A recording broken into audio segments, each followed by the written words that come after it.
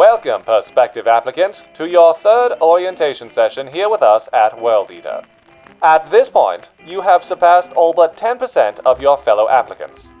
We have deemed you a worthy and eligible candidate for the job, and as such will entrust you with the information that we are about to share. Remember, these orientation seminars are confidential. There's no telling what would happen if anything we disclose in these briefs was leaked to the public. We'd also like to remind you that you've marked your home address on your application form, as well as the names and locations of your friends and family. But, did you think we needed that for your references? Well, as long as we're on the same page, we can continue.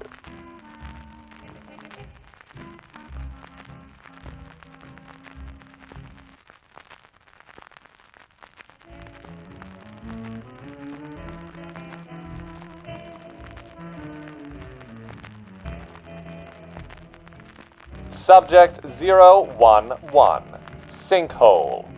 Towards the end of the 30s, World Eater was well on its way to becoming one of the largest and fastest growing companies in the country. Like any successful entity, however, our business was met with resistance by those who envied our prosperity. A new wave of kaiju sympathizers, fueled with false information from Foresight Labs, attempted to halt our progress at every step of the way. They claimed that the kaiju could be reasoned with, talked down to into submission, like the Nephilim mech had been able to do with some of the smaller ones.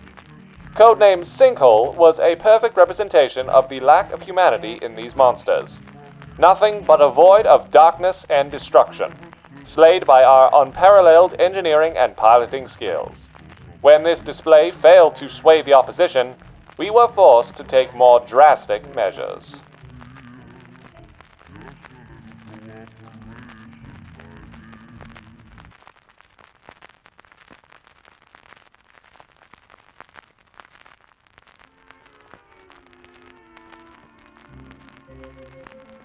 Subject 012, the House of the Benevolent.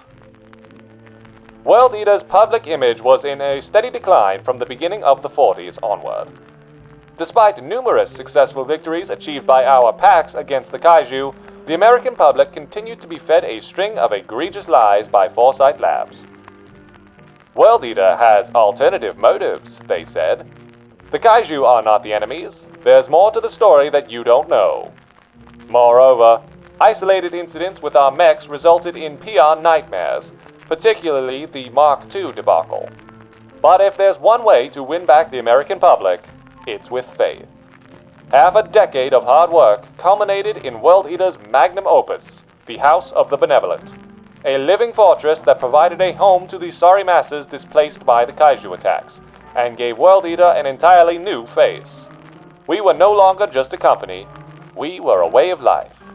We protect, they worship.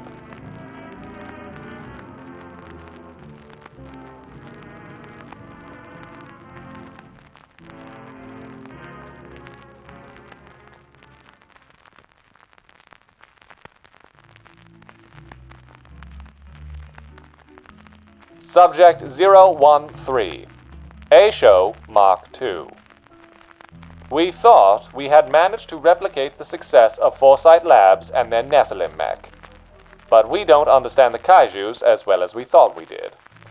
We had enough preserved biological matter from the corpse of Genesis to power a whole new line of non-piloted mech, powered and controlled by kaiju body parts. We're not sure what went wrong. The A-Show Mark II series went rogue, attacking each other, attacking our mechs, and wreaking havoc wherever they were deployed. It was a PR nightmare, and it took us years to track them all down and destroy them. 6 individual units are still unaccounted for. Rumor says they yet live, driven by an unyielding force of will pulsing from within the course of Genesis. Furthermore, some sources claim them to communicate, whispering dark secrets to those delusional enough to listen.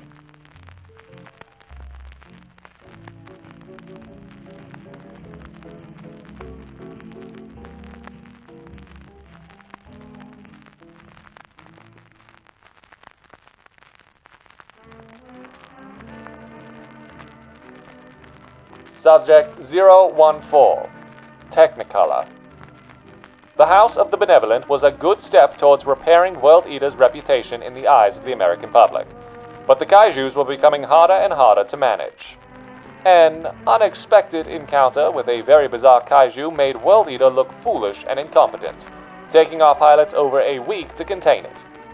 Destroy it, we couldn't. Codenamed Technicolor regenerated matter too quickly for our pilots to completely obliterate it, and we resorted to suspending the core structure of the thing in a specially designed electromagnetic field that kept it from growing further. It's just as well. Our scientists are entirely unfamiliar with its chemical makeup, and extensive research on the kaiju will be invaluable. To date, we are still unsure of its origin, but further investigations are pending. Our correspondents at Gate are still silent on the matter.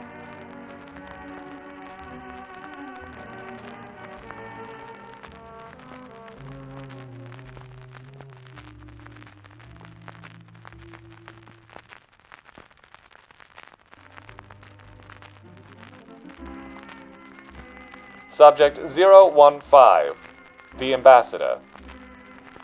Gunther Avery Teleportation Enterprises was one of World Eater's first long-term investments. Back when we were known only as a manufacturer of niche, high-end robotics, we had nary a penny to spare. It was a tantalizing pitch from Gate, promising a revolutionary technological breakthrough that convinced us to allocate what little money we had in profits to their tiny company to see that they continue their work. Initially, their goal was to create an alternative to conventional methods of travel, teleportation. What they stumbled upon instead was a rift between realities, bringing forth into our world all manner of unsightly beasts from beyond the stars. The first to pass through their devices was, shockingly, quite sentient. It was codenamed the Ambassador, and a tenuous deal was struck which proposed a steady source of demand to meet our supply.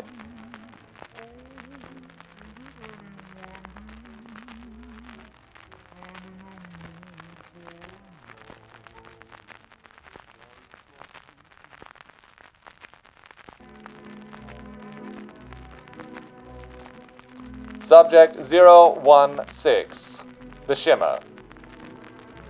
The executives at Gate were unable or unwilling to provide an explanation as to why our kaiju shipments were becoming harder and harder to manage.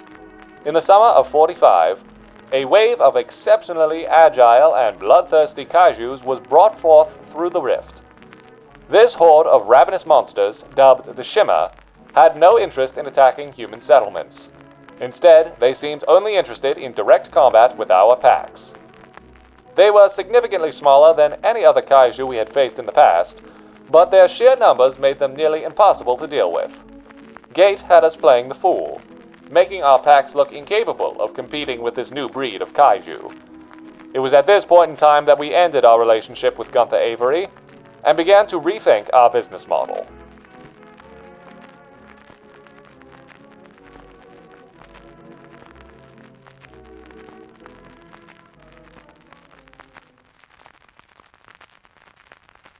This concludes Week 3's orientation.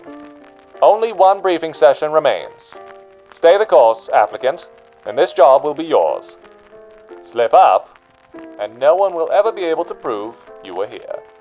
Stay tuned.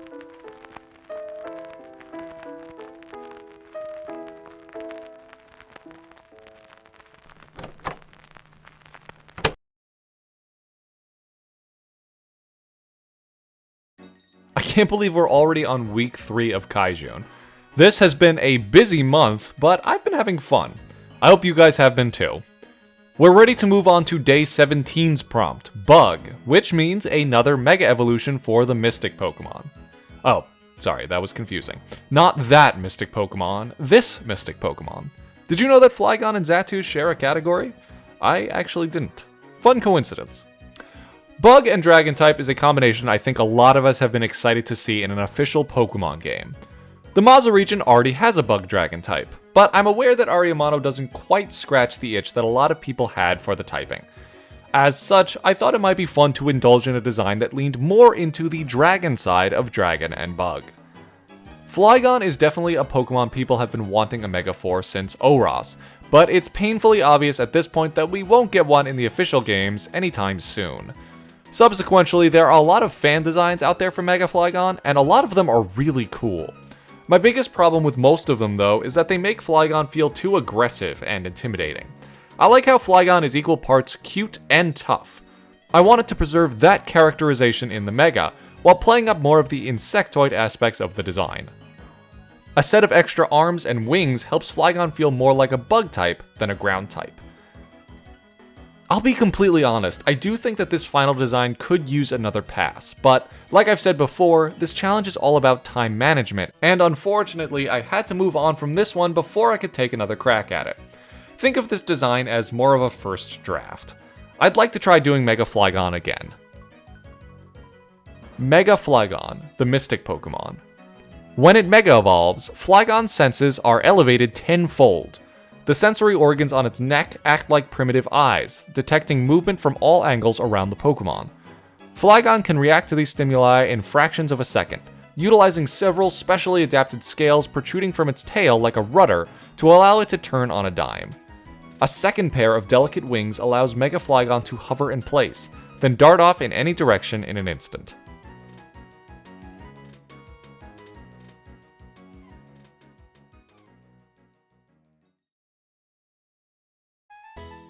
Mega FLYGON needs a little bit more work, but I'm very happy with the other illustrations I've done this week for KAIJUNE, and I've been having a lot of fun writing the lore.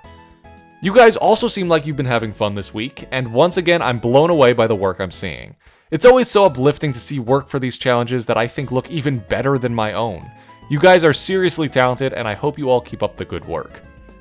Anyway, that's it for week 3. Week 4 might be a bit delayed as I'm going to be traveling from Friday the 17th until Tuesday, but I'm going to try my best to stay on top of it. Anyway, thanks for watching everyone, and we'll see you all in the next video.